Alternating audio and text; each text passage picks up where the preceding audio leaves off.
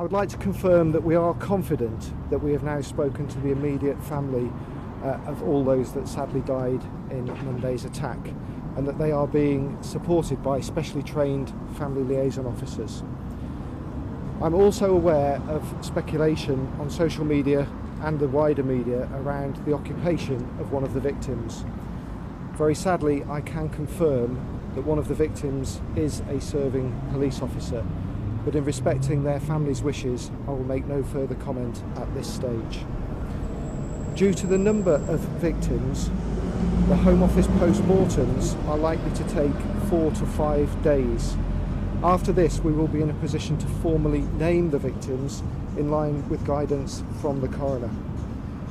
I would also like to confirm that we have spoken to all of the families of those that lay injured in our hospitals, and of course we are doing all we can to support all of them too.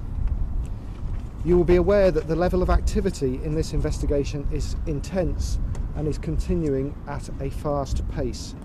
We have made 3 further arrests in connection with attacks overnight, and this afternoon we entered an address in Manchester city centre using a controlled explosion.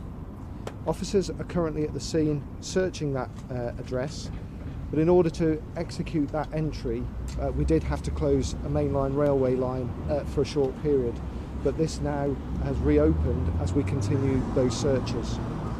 So that brings the total number of people in custody currently to 4.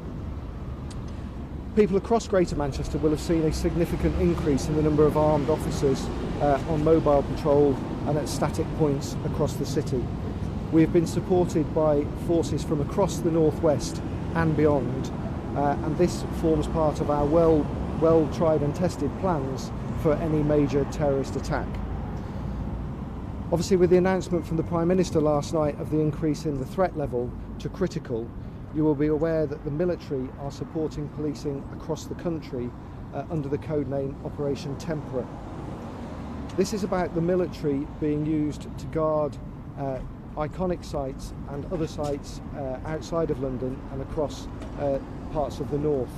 This frees up armed police officers to then give the police service capacity to deploy them to places like Manchester as part of our plans for keeping the country safe. What I would confirm is that there are no military personnel patrolling the streets of Greater Manchester, nor are there any plans for that to happen at this time. The armed police that is now available throughout the rest of the country is being used to supplement my armed officers here in Manchester, and in particular is enabling us to work to make sure that the planned Manchester Games and the 10k run go ahead this weekend. We obviously had significant plans in place with event organisers and Manchester City Council around those annual events.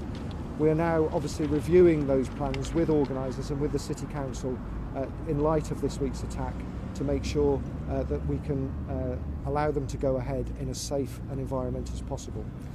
So I am happy to take a couple of questions at this point. Mr. Hopkins, have you found the bomb factory?